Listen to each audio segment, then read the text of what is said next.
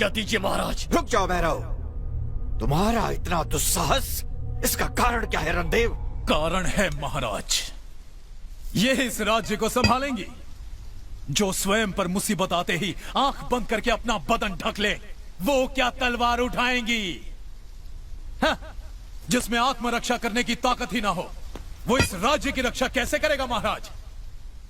हमारी सीमा पर शेर खान डेरा डालकर बैठा हुआ है, हमारी प्रजा डरी हुई है, थर थर कांप रही है। ऐसी स्थिति में प्रतियोगिता होनी चाहिए, ये जानने के लिए नहीं कि राजकुमारी के लिए अच्छा पति कौन है, बल्कि ये जानने के लिए कि अधिक साहसी कौन है। ये जानना भी अधिक आवश्यक है महाराज कि सिंहासन का उत्तराधिकारी कौन होगा।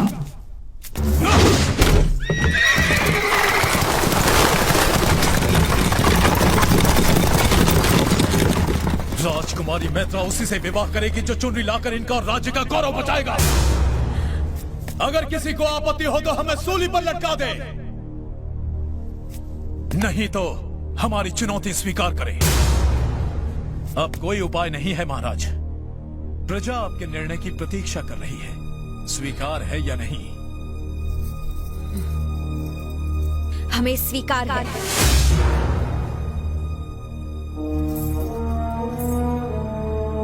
परंतु एक शर्त हमारी भी है। क्या है वो? जो भी पराजित होगा वो ये राज्य छोड़कर जाएगा। क्या बात है, हमें हराएंगी, राज्य से बाहर निकालेंगी और विवाह उससे? वो यहाँ जीवित लौटेगा तब ना। किंतु मैं इन्हें यहाँ जीवित लेकर आऊंगा राजकुमारी। आप अपनी आंखों से देखिएगा, जब शर्म के मारे ये इस राज्य को छोड़कर जाएंगे तो लोग इन पर थूकेंगे।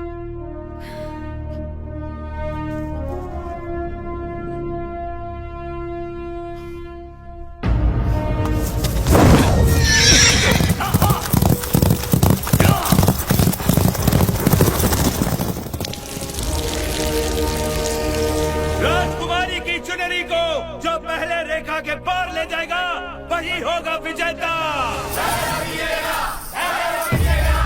राज्य की सारी प्रजा चाहती है कि भैरव ही जीते महाराज, तो भैरव अवश्य जीतेगा। हाँ जानते हैं, लेकिन यही तो हमारी समस्या है।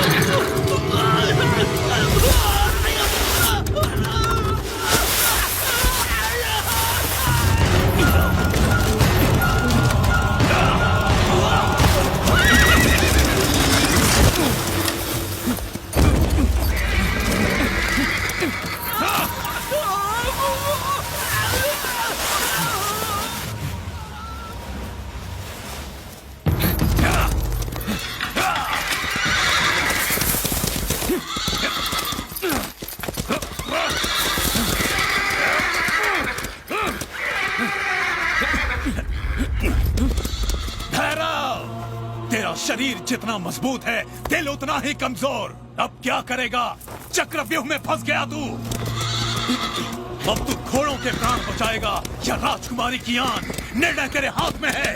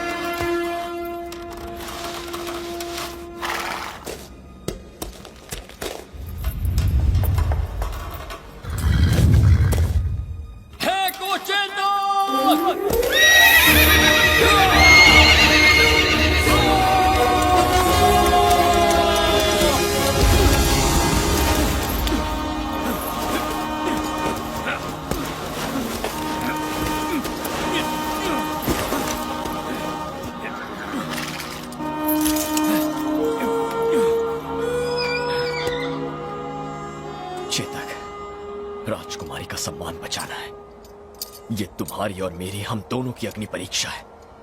चलो।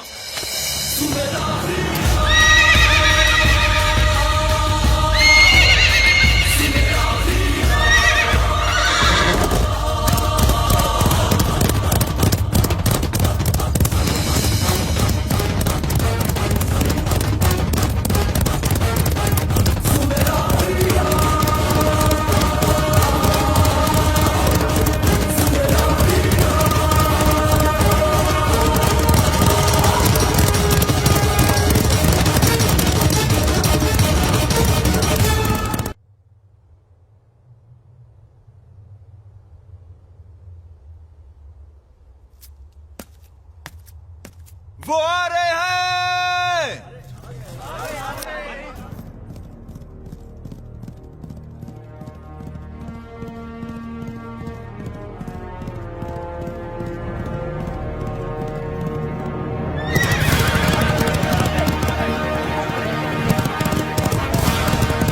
मैत्रा हमारी है। चुनरी तो सेनापति के हाथ में है, पर जीतेंगे भैरव ही।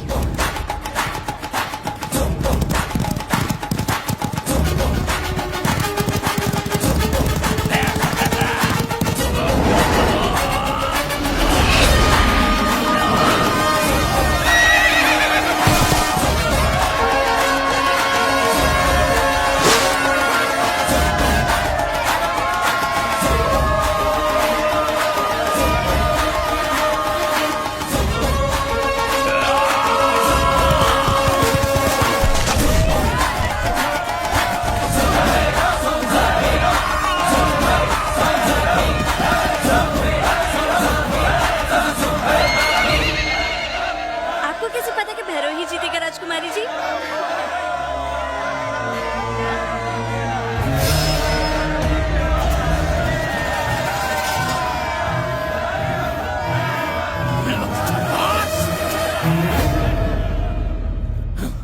बहिष्कार करो।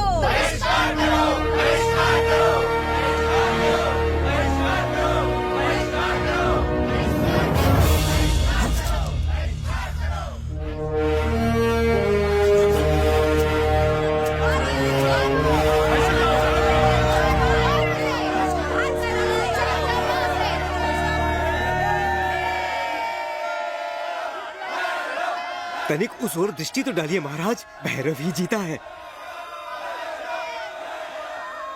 भैरव ही जीतेगा, ये हम जानते थे महामंत्री। तो फिर दुखी क्यों हो रहे हैं महाराज? राजकुमारी जी भी तो उन्हें ही प्रेम करती हैं।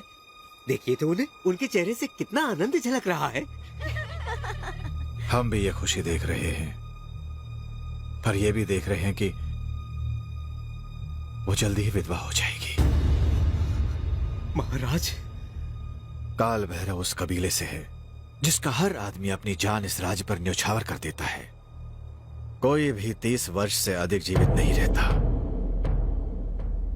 शेर खान से लड़ते हुए मरना इसके भाग्य में लिखा है। ये जानते हुए भी हमने ये विवाह करवा दिया तो जीवन भर हम अपनी बेटी को विधवा ही देखते रहेंगे। राजगुरु ने यह भविष्यवाणी पहले ही कर दी है।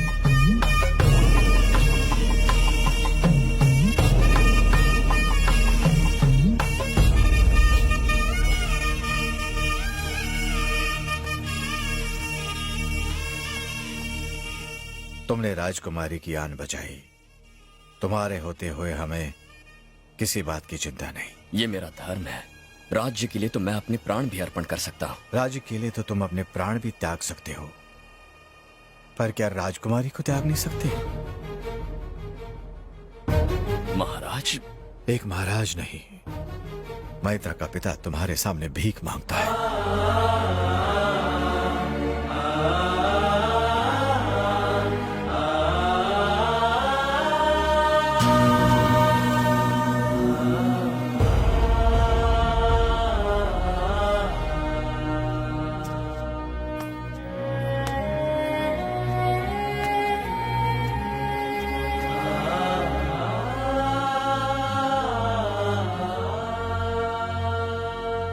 राजकुमारी मैत्रा की आबरू और उदयगढ़ का सम्मान, इनके लिए मैंने ये प्रतियोगिता जीती है, इस राज्य के सिंहासन के लिए नहीं।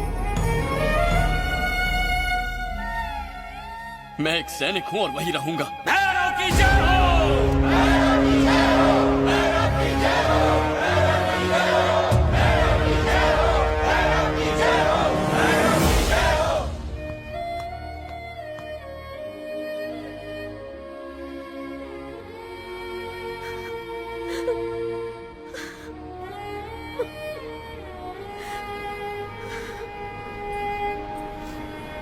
महाराज ने आपको याद किया राजकुमारी जी। चलिए।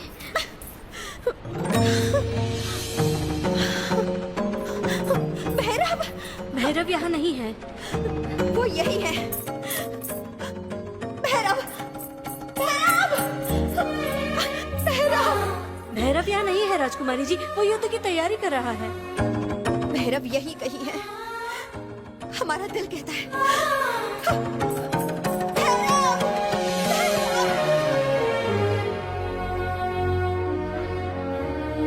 क्या ऐसा हो सकता है राजगुरु? जी महाराज, हमारे राज्य से 80 कोस दूर एक जगह है भैरव पर्वत। वो आदि शक्ति भगवान काल भैरव का पवित्र स्थान है। अगर हम वहाँ जाके पूजन करें तो जो आपदा आई है उससे छुटकारा मिल जाएगा। यह पूजा कब करनी है? 8 ग्रहों के मिलने से पहले ही ये पूजा हो जानी चाहिए महाराज। उसके लिए मुझे शीघ्र ही पूजा की तैयारी के लिए निकलना होगा। प्रणाम। आयुष्मान भव, आयुष्मान भव। महाराज, पूजा की तैयारी करो। जी महाराज। चलिए राजकुमारी।